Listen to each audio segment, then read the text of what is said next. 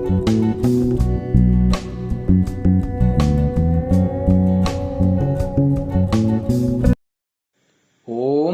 नमस्ते जी। 43वीं श्रव्य कणिका ऋग्वेदादि भाष्य भूमिका, लेखक महर्षि दयानंद जी सरस्वती। भूमिका भास्कर नाम से विस्तृत इस पर एक ग्रंथ लिखा गया है स्वामी विद्यानंद जी द्वारा, जिसकी अवतरणिका में हम गत श्रव्य कणिका में ये बात आपको बता रहे थे कि आर्य समाज का वर्तमान में वेदों के संदर्भ में क्या कर्तव्य है। तो आगे इसी बात को बढ़ा रहे हैं। विश्वविद्यालयों में संस्कृत पढ़ाने वाले अध्यापक स्वयं सायण आदि पौराणिक एवं पूर्वग्रहों से युक्त अधकचरे पाश्चात्य विद्वानों से प्रभावित हैं। इसीलिए अपने छात्रों को वे वही कुछ पढ़ाते हैं जो उन्होंने स्वयं पढ़ रखा है। आगे चलकर यही छात्र अध्यापक बनते और वही कुछ अपने छात्रों को पढ़ाते हैं। इस प्रकार शिक्षित वर्ग वेदों के उसी स्वरूप को जानता और मानता है। इसीलिए आर्य समाज के नेताओं तथा अधीनस्थ संस्थाओं तथा विद्वानों को चाहिए कि वे महाविद्यालयों तथा विश्वविद्यालयों को अपने प्रचार का केंद्र बनाएं और वहां अध्यापन कार्य में लगे संस्कृत तथा इतिहास विभाग के अध्यापकों से संपर्क कर वेद संगोष्ठियों के द्वारा वेदों के संबंध में अपना दृष्टिकोण ठीक करने के लिए उन्हें बाध्य करें। उनके दिमाग बदल जाएं तो कालांतर में सारा सिलसिला ही बदल जाएगा। इसके लिए भाषा विज्ञान तथा तुलनात्मक अध्ययन में कृत भूरि श्रम वैज्ञानिक एवं संतुलित दृष्टि वाले विशेषज्ञ वैदिक विद्वानों की आवश्यकता होगी। वेद मंत्रों की भावपूर्ण व्याख्या द्वारा श्रोताओं को मुग्ध करने वाले मंच शूरों से यह काम नहीं हो सकेगा। एतदर्थ यह भी आवश्यक है कि महर्षि दयानंद की वेद विषयक मान्यताओं के पोषक उच्च स्तरीय मौलिक ग्रंथों का प्रणयन तथा प्रकाशन सुविचारित योजना के अधीन इस प्रकार कराया जाए कि उनकी पहुंच सर्वत्र हो सके, स्वतः हो सके। साथ ही समस्त प्रांतीय भाषाओं को प्रेरणा की जाए कि वे सब अपने अपने प्रांत में स्थित विश्वविद्यालयों में दयानंद वैदिक शोध पीठों की स्थापना के लिए प्रयत्न करें।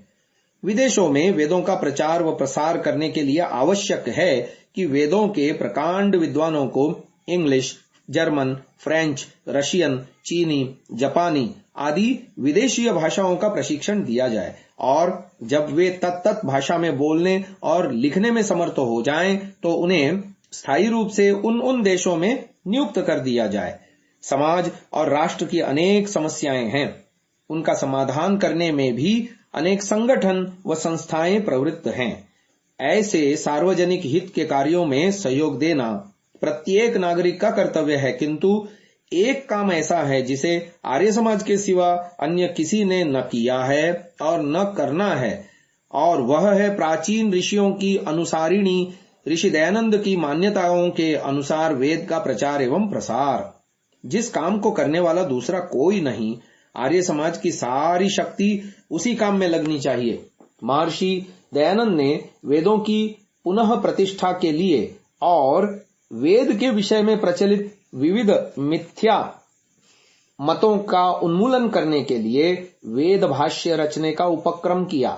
वेद भाष्य में प्रवृत्त होने से पूर्व उन्होंने चारों वेदों का भलीभांति विचार करके वेद भाष्य की रूपरेखा तैयार की और इसी संदर्भ में उन्होंने चतुर्वेद विषय सूची का संकलन किया।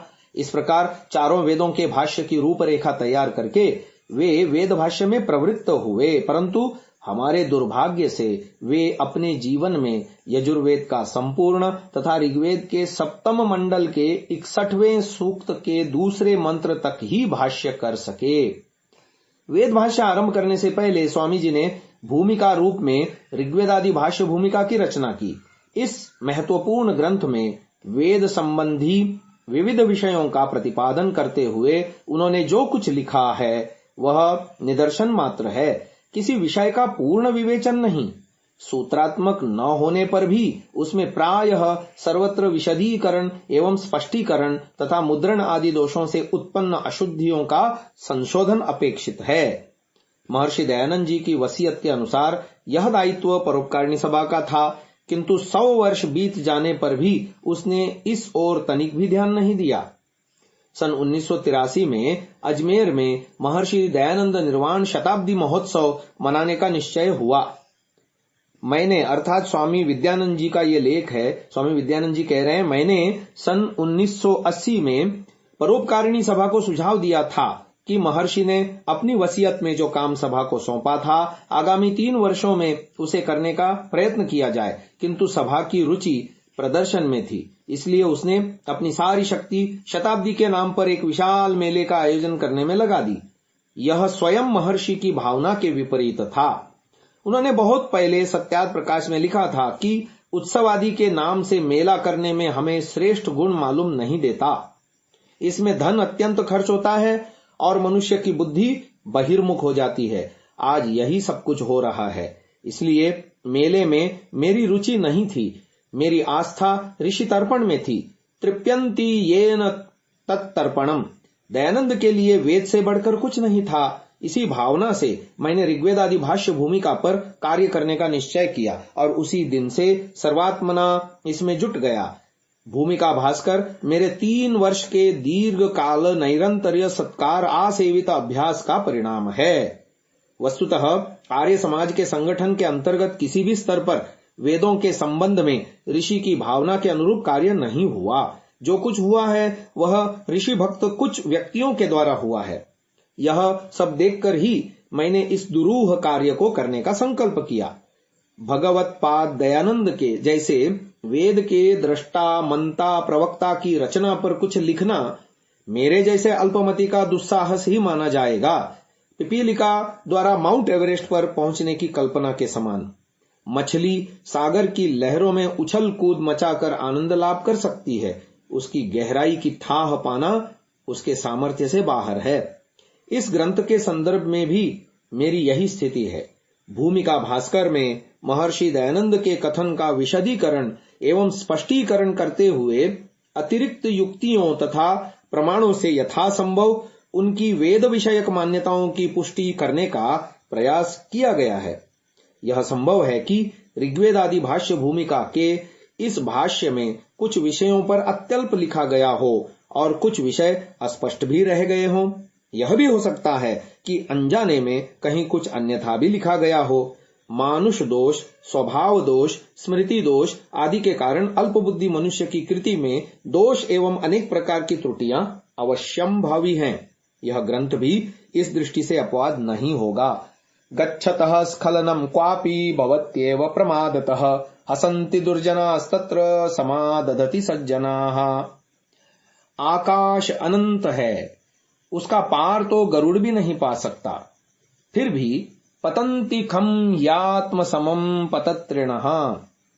प्रत्येक पक्षी अपने सामर्थ्य के अनुसार उड़ान भर ही लेता है। इसी न्याय से अपनी अल्प बुद्धि के अनुसार जितना और जैसा बन पड़ा उतना और वैसा करने का साहस मैंने किया। मैंने केवल लीक डालने का प्रयास किया है। आशा है अन्य विद्वान मेरी भूलों का परिमार्जन कर इस मार्ग को प्रशस्त करने का प्रयास करेंगे और ऋषि दयानंद के अन्य ग्रंथों पर भी व्याख्यान पर ग्रंथ लिखने में प्रवृत्त होंगे। इस प्रकार का अभियान ऋषिकृत ग्रंथों में अद्यावत न सुलझी हुई गुत्थियों को सुलझाने में सहायक होगा।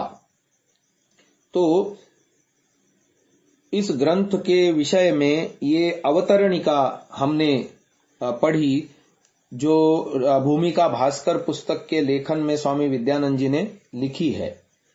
स्वामी विद्यानंद जी ने इसमें सहयोग का स्मरण भी किया है कि इस महान कार्य में जिन विशिष्ट महानुभावों का मुझे सहयोग मिला है उनका स्तवन न करना कृतज्ञता होगी।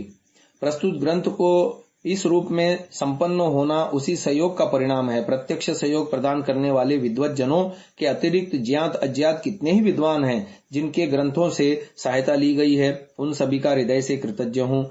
यह निर्विवाद है ऋषिकृत ग्रंथों पर जितना कार्य वैदिक वाङ्मय के प्रसिद्ध विद्वान पंडित युधिष्ठिर जी मीमांसक ने किया है वैसा अन्य किसी ने नहीं किया। प्रस्तुत ग्रंथ की रचना में ऋग्वेद आदि भाष्य भूमिका के उन्हीं के द्वारा संपादित एवं परिष्कृत संस्करण का अधिकाधिक उपयोग है। मुझे यह कहने में संकोच नहीं कि उनके बिना मैं प्रस्तुत रचना का वर्तमान रूप में संयोजन न कर पाता। पुस्तक इतने शुद्ध रूप में न छप पाती यदि स्वामी जगदीश्वरानंद सरस्वती इसकी प्रूफ रीडिंग न करते। प्रूफ रीडिंग के साथ साथ उन्होंने सभी प्रमाणों को तत्त ग्रंथ से मिलान भी किया। उनकी ऋषि भक्ति और मनोयोग पूर्वक ईक्ष्य वाचन के लिए साधुवाद देता हूँ। दुर्गा मुद्रणालय के संचालक आदि का भी उन्होंने धन्यवाद किया है। अंत में उन्होंने ये 1 नवंबर 1986 को ये पुस्तक पूर्ण करने की बात यहाँ पर मिलती है और उनके हस्ताक्षर हैं। तो आज की इस चर्चा को हम यहीं विराम दे रहे हैं और कल से हम ऋग्वेदादि भाष्य भूमिका ऋषि दयानंद के द्वारा लिखी हुई प्रारंभ। महानुभावों, इस सात्विक विचारधारा को जन जन तक पहुंचाने के लिए आपसे सहयोग की अपेक्षा है। पहली बार यदि आप इस चैनल पर आए हैं तो हम आपसे निवेदन करते हैं कि इसे सब्सक्राइब अवश्य करें और बेल आइकन को दबाएं, जिससे प्रत्येक वीडियो आपको निश्चिततः मिले। हमने प्रायः देखा है अनेकों महानुभाव वीडियो तो देखते हैं परंतु चैनल को सब्सक्राइब नहीं किया हुआ है, तो हमारा उनसे भी निवेदन है कि इसको अवश्य सब्सक्राइब करें और ये वीडियो अन्य जनों तक भी साझा करें, शेयर करें। अपने बहुमूल्य विचारों से हमें कमेंट द्वारा अवश्य अवगत कराएं। प्रत्येक कमेंट को हम अवश्य ही पढ़ते हैं। ओम।